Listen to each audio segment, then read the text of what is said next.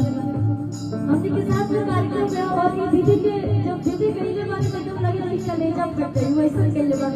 हम तो बस कोशिश करत हनी लेकिन डॉक्टर के लायक रहल देहिया दाल बस तो इनका के मत मारो मरदा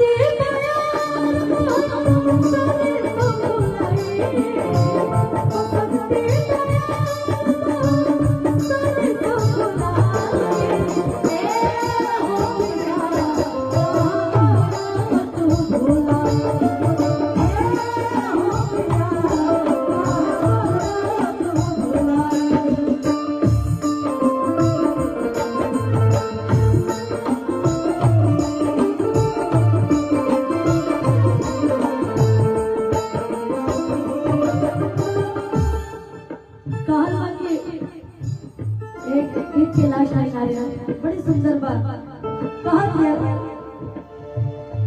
एक दुनिया खून बहे एक दुनिया लोग काहे सोने कोई हले कोई जात हो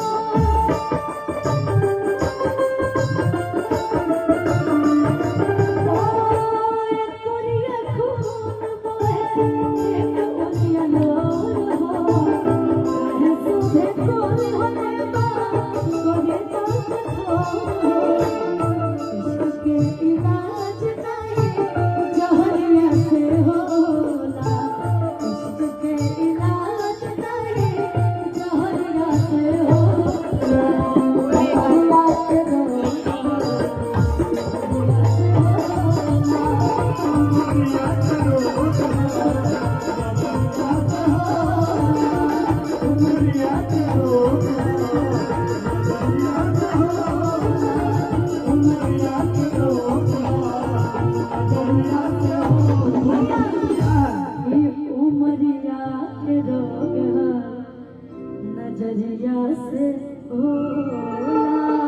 बहुत ही प्यारा। और आए कुछ होली के भी फरमाइश बैठे भी लगाइए।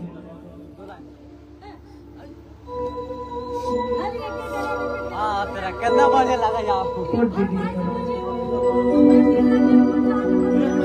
आई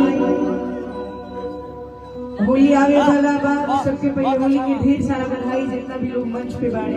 अरे